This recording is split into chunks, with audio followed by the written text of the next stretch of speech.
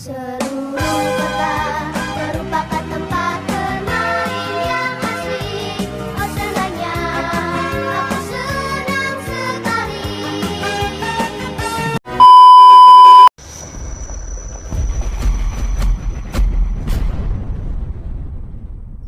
Kali ini, gue bakal membawakan sebuah film asal Korea yang berjudul Watching. Kita berawal dengan seorang pria yang tengah mengawasi pergerakan seorang wanita dari CCTV. Memperhatikannya dari awal ia memasuki lift hingga berjalan menuju mobilnya di parkiran cuy. CCTV itu terus mengikuti wanita tersebut sampai dia membuka kunci pintu mobilnya. Ada lelaki yang turut pula masuk ke mobilnya tanpa ia sadari cuy. Dan setelah ia masuk ke dalam mobilnya pun terdengar suara teriakan. Dan selanjutnya, mobil pun melaju seperti biasa. Dan film pun dimulai. Kali ini pengendara mobil biru yang menjadi sorotan. Terdapat dua orang wanita yang beranjak keluar dari mobil. Nah, ini dia nih primadona kita, tokoh utama yang bernama Yang Woo dengan rekan kerjanya yang bernama Min Hee. Bisa kita lihat ya cuy, di sini Min Hee bersikap kurang baik sama Yang Woo. Di saat bawaannya Yang Woo banyak banget, Min Hee malah langsung cabut gitu kan, pura-pura nggak denger pas dia dipanggil sama Yang Woo. Yang Woo kesusahan banget bawa barang sebanyak itu yang akhirnya jatuh berserakan. Untung aja ada opa-opa ganteng yang bantuin Yang Woo membawa barang bawaannya ke dalam lift. Opa ganteng ini namanya Junho, security yang kebetulan sedang bertugas. Selama bantuin Yang Woo, Junho ini ngoceh terus dan berusaha membuat suasana menjadi cair. Bahkan sampai si Jungwoo ini langsung minta manggil Jungwoo dengan sebutan kakak. Yang Woo yang merasa tidak nyaman pun lalu memotong obrolan dan pergi meninggalkan dirinya. Kantor, Yang Woo langsung deh negur Min Hee yang udah ninggalin dia. Min Hee beralasan tidak mendengar panggilan Yang Woo karena dia make headset. Min Hee kayaknya sih gak suka banget ya sama si Yang Woo. Baru juga Yang Woo duduk, dia langsung disamperin sama bosnya yang langsung ngasih kerjaan seabrek nggak tuh. Padahal menurut Yang Woo kerjaan ini tuh nggak harus diburu-buru. Tapi namanya atasan gitu ya, nggak mau diturutin nih sama si Yang Woo. Si Yang Woo sesekali ngawasin anaknya dari CCTV yang nyambung ke handphonenya. Tapi ternyata bukan Yang Woo aja nih yang lagi ngawasin orang dari jauh. Tapi dirinya sendiri juga lagi diawasin sama seseorang yang nggak diketahui identitasnya. Serem juga ya. Yang Woo lembur lagi nih, sampai kantornya gelap semua nggak tuh. Dan tiba-tiba si atasannya Yang Woo nyamperin dia. Biasalah modus kayaknya nih kan. Yang Woo yang risih langsung pergi gitu kan ke pantry buat bikin kopi. 미안해 내가. Nyata diikutin tuh sama atasannya. Dan si Yang Woo pun harus menerima tanam paksa sama atasannya cuy. Walau akhirnya bisa lepas dari paksaan bosnya, Yang Woo panik dan langsung cabut dari kantornya menuju parkiran. Sebelum mobilnya keluar dari parkiran, Yang Woo ketemu lagi sama Junho yang lagi jaga malam. Yang Woo yang masih shock banget gitu kan abis ditanam paksa, langsung minta Junho buat ngecekin CCTV kantor dan memberi minuman penambah energi gitu kan sebagai imbalannya. Dan Junho pun nerima-nerima aja. Nah, singkat cerita, besok waktu hari Natal, Jungwoo tetap aja gitu berangkat kerja. Dia masih nyempetin mampir ke toko kue buat mesen kue berbentuk kelinci kesukaan sang anak. Sesampainya di kantor, Jungwoo nitipin bingkisan ke kepala security buat Junho. Walaupun kepala securitynya sempat ragu, tapi dia tetap menerima bingkisan tersebut. Nah, sialnya Jungwoo, pas dia mau naik lift ternyata ada atasannya nih. 어젯밤에 사과하시죠. 싫은데. Walaupun kemarin abis ditanam paksa, dia bisa dengan tetap tenang dan masuk ke dalam lift berdua sama bosnya itu. Dia bahkan juga menyuruh bosnya minta maaf atas perlakuan tercelanya semalam. Yang dengan angkuhnya malah ditolak sama bosnya. 향수 냄새 너무 진한 거 아니야? Kerjanya Yang Woo langsung ngingetin Min Hee soal pekerjaan yang harus cepat ia selesaikan. Tapi Min Hee kayaknya lagi nggak serius gitu kan kerjanya. Akhirnya banyak yang belum selesai. Mungkin si Yang Woo sebel kali gitu kan. Jadi dia langsung bilang ke Min Hee pokoknya Pekerjaannya mesti kelar gimana pun caranya. Minhee pun pergi ke tangga darurat buat nelpon. Nggak sengaja ngeliat si bos sama si Junho lagi ngobrol. Tapi sialnya HP-nya Minhee bunyi yang membuat keberadaannya ketahuan. Jadi begitu Minhee ngecek lagi, mereka udah nggak ada. Wah, mencurigakan banget ya. Sementara di ruang security, Junho lagi asik banget nih nge-stalk akun media sosialnya Yongwoo sampai dia nggak sadar kalau diperhatiin sama kepala security. Akhirnya Minhee dan Yangwoo pun lembur berduaan gitu kan. Cuma si Yangwoo ini orangnya nggak enakan. Dia rela-relain nyuruh Minhee buat pulang duluan dan ninggalin semua pekerjaannya. Biar si Yangwoo aja gitu yang kerjain sendirian. Dan kalian tahu lah ya, reaksi Minhee yang nggak tahu diri ini sangat dengan senang hati dong. Dia langsung pergi deh tuh ninggalin Yangwoo sendirian. Dan ternyata cuy, cuplikan perempuan di awal film tadi adalah si Minhee, yang artinya dia diculik dong. Terlihat Junho lagi merencanakan sesuatu nih, dengan memfokuskan semua CCTV ke arah mobilnya Yangwoo.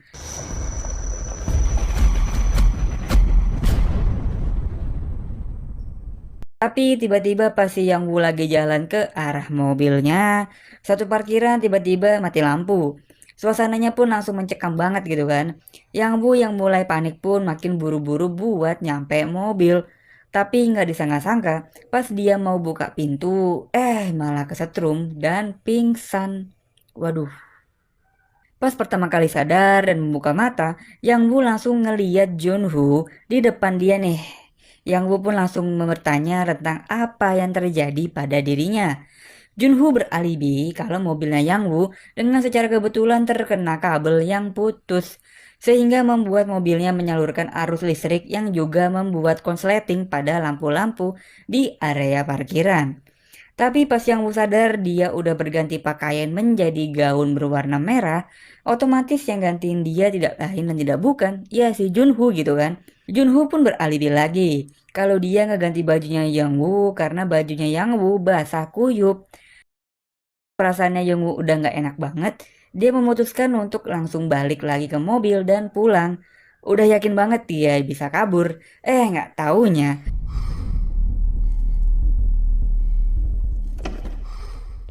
tiba-tiba udah ada si Junho samping mobilnya Yangwoo. Asli ini mah auranya psikopat banget cuy. Akhirnya Junho pun nawarin Yangwoo buat nunggu di kantornya aja sambil dia manggil truk buat ngangkut mobilnya Yangwoo. Dan karena Yangwoo udah nggak punya pilihan lain, ya dia mah nurut aja gitu kan. 기다리면서 이거나 좀 드시죠. Di kantornya Junho, Yangwoo malah diajak makan malam romantis. Kayak seakan-akan Junho memang sudah merencanakan dan mempersiapkan semua ini. Bahkan sampai dia juga bawa kue berbentuk kelinci yang Yangwoo pesen buat anaknya. Dan sempet-sempetnya juga gitu ngajak Yangwoo buat selfie. Yangwoo yang makin takut langsung nelpon taksi buat jemput dia dan ngotot minta keluar dari kantornya Junho. Cuman ya percuma karena semua akses keluar dari kantor ini sudah dikunci sama Junho. Dan mau nggak mau Yangwoo pun balik lagi ke kantornya Junho buat minta kunci. Tapi yang Yangwoo temuin malah bukti-bukti kalau Junho memang terobsesi banget sama dirinya. Dia memata-matain Yangwoo dari lama cuy. Wah serem juga ya kalau kayak gini. Setelah Junho kembali pun Yangwoo tetap pura-pura nggak tahu gitu kan dan ngomong seperti biasa. Tapi ternyata dirinya nggak dibiarin pergi sama Junho. Dan Junho juga udah tahu kalau Yangwoo pasti udah melihat semuanya. Dan keluarlah aslinya si Junho ini. Walaupun Yangwoo menangis dan memohon Junho malah memborgol tangannya Yangwoo cuy. Dan terlihat juga apapun yang mereka lakukan diawasi sama orang lain dari jauh. Yangwoo yang udah pasrah banget akhirnya nurut aja sama si Junho. Junho pun bawa Yangwoo masuk ke dalam mobil. Dan bukannya keluar dari basement mereka malah tambah masuk ke dalam. Bahkan ke tempat yang gak boleh dimasukin oleh sembarang orang. Betapa terkejutnya Yangwoo yang ternyata Junho membawa Yangwoo ketemu sama bosnya. Dan Minhee sudah dalam keadaan terikat cuy. Junho berulang kali menakuti akan menabrak mereka berdua dengan kecepatan yang tinggi. Bahkan Min-hee sampai ngompol nggak tuh di celananya. Junho pun turun dari mobil dan menyalakan kamera pengawas miliknya dan ngajak si bos buat selfie. Ternyata naris juga ya mereka. Tapi ya namanya udah ketakutan, bos ini nggak mau diem. Sampai akhirnya Junho kesel dan nyayat kening si bos sampai bercucuran darah cuy. Baru deh si bos mau selfie. Begitu juga sama Min-hee. Bener-bener psikopat banget ya ternyata. Memilih si bos yang langsung dia habisin di tempat. Setelah dia kira bosnya udah nggak bergerak lagi, Junho pun melepaskan Min-hee. Namun, ketika Junho dan Yang Woo akan pergi, bisa-bisanya si bos hidup lagi. Junho pun langsung kembali menghajar si bos abis-abisan cuy. Nah, kesempatan inilah dimanfaatkan oleh Yang Woo untuk melarikan diri. Yang Woo yang berhasil kabur malah langsung nyamperin mobilnya buat pakai sepatu dan ngambil sesuatu yang sekiranya bisa dia gunain sebagai senjata. Dan tiba-tiba muncullah Min-hee. Aduh, ngagetin aja ya. Akhirnya Min-hee dan Yang Woo pun memutuskan untuk kabur bareng-bareng nih. Mereka kembali ke pintu menuju lift dengan bertujuan membukanya dengan kunci yang berhasil Yang Woo ambil di kantornya Junho. Tapi memang dasarnya ceroboh banget gitu kan. Min-hee yang gak sabaran malah ngebuat kuncinya jatuh ke dalam selokan. Yang Woo yang masih belum putus asa berusaha memecahkan pintu kaca dengan sekuat tenaga. Namun nihil usahanya tak kunjung berhasil. Akhirnya Yang Woo menemukan tempat persembunyian yang cocok buat Min-hee. Min-hee ditinggalin tuh di dalam sendirian. Junho kembali ke kantornya untuk menyalin suara rekaman dari kamera pengawas dan juga ganti baju. Setelahnya pun Junho berusaha mencari Yang Woo di setiap kamera CCTV. Tapi Yang Woo pun lebih cerdik. Dia menggunakan titik buta setiap CCTV untuk lolos dari pengawasannya Junho. Sampai akhirnya Yang Woo menemukan lift yang masih berfungsi. Akhirnya. Belum sempat liftnya sampai atas, tiba-tiba mendadak berhenti. Yang Woo pun mencoba meminta tolong lewat tombol emergency. Dan sialnya, yang jawab malahan si Junho cuy. Yang Woo lupa kalau di lift juga ada CCTV. Dan otomatis Junho bisa mengendalikan lift dari ruang pengendali dengan sangat mudah. Tapi tidak mau menyerah gitu aja, Yang Woo pun mencongkel pintu lift dan mengganjelnya dengan sepatu. Lalu memecahkan kamera CCTV agar Junho tidak bisa lagi mengendalikan lift dari jauh. Udah aman-aman nih. Si Min-hee segala pakai keluar cuma gara-gara di dalam ruangan itu ada tikus. Langsung aja tuh dia ketahuan sama Junho dari CCTV. Aduh, beban banget ya nih anak. Junho pun memanfaatkan Min-hee supaya Yang Woo mau keluar dari liftnya. Nah, orang baik mah susah ya, tetap aja gitu nggak tegaan. Akhirnya Yang Woo pun mengiyakan permintaan Junho. Setelah balik ketemu Junho, Yang Woo pun berpura-pura baik nih sama Junho supaya dia nurut sama si Yang Woo. Dan kesempatan itulah yang kembali dimanfaatkan Yang Woo untuk melarikan diri. Dia menyemprotkan parfum ke mata Junho dan memukul kepalanya dengan akuarium hingga Junho tak sadarkan diri. Nah, setelah Yang Woo berhasil kabur lagi, entah keberapa kalinya nih kan, orang-orang yang mengawasi mereka dari jauh pun langsung panik, nyariin ke mana Yang Woo pergi. Dan ternyata Yang Woo pergi cari sinyal buat nelpon polisi. Tapi sialnya HP-nya Yang Woo malah terjatuh jauh dari jangkauannya. Tiba munculnya bapak-bapak yang lagi mabok. Bukannya nolongin Yang Woo gitu kan, tapi malah balik ninggalin Yang Woo bareng si Junho cuy. Junho kelihatannya emosi banget nih setelah dipukul sama Yang Woo. Tapi bukannya ngelukain Yang Woo, dia malah ngemukul dirinya sendiri nggak tuh. Tapi seketika polisi datang nih dan Junho langsung gerak cepet nyetrum Yang Woo sampai pingsan. Terus dia ganti baju lagi deh ngeladenin polisi yang ngecek karena dapat laporan dari si Yang Woo. Tapi naasnya si Junho pinter banget. Jadi polisi tidak menemukan apapun. 이해하지? 그럼요. 수고하세요. Kejaran lagi sama Junho, akhirnya Yang Woo ditolongin sama kepala security yang tadi. Dia dikasih kunci gerbang supaya bisa kabur. 님은 그냥 1층에 계시지 왜 내려오셔서 가서 열고 Tapi emang udah jalan ceritanya sih ya. Jadi gagal lagi gitu kan buat kabur. Kali ini dia digagalin sama bosnya yang tiba-tiba hidup lagi. Yang Woo sempet terkejut banget dan nggak ngerti apa maksud ini semua. Tapi ternyata si bos dan Junho memang sudah bersekongkol gitu kan. Luka sayatan di dahinya bos ini juga cuma bohongan aja cuy. Yang Woo yang kebingungan pun cuma kepikiran buat lari dan kabur. Dan tanpa sengaja, Yang Woo malah membuat bosnya kesetrum sampai pingsan. Tapi belum sempat ngambil balik kunci gerbang dari tangan bosnya, Junho pun keburu dateng. Dan malah ngebunuh si bosnya. Karena Junho kesel banget nih, bosnya pernah melakukan tanam paksa sama si Yang Woo. Sementara Junho sibuk sendiri, Yang Woo pun balik ke kantornya Junho buat ngambil pisau cuy. Dan mereka pun baku hantam. Pas lagi asik berantem, mayatnya Minhee jatuh gitu aja di depan Yang Woo. Kali ini Junho udah kehabisan kesabaran cuy. Dan memutuskan mau ngebunuh Yang Woo. Tapi ya tetap aja sih Yang Woo bisa kabur.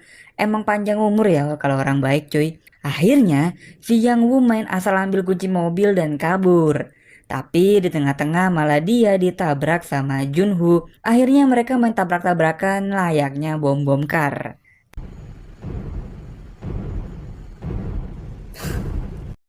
Akhirnya karena pemerannya udah pada capek kali ya, Yang Woo berhasil juga nih nusuk Junho dan ngeborgol dia ke pintu mobil. Junho pun yang frustasi karena nggak bisa ngebunuh Yang Woo, malah ngebunuh dirinya sendiri.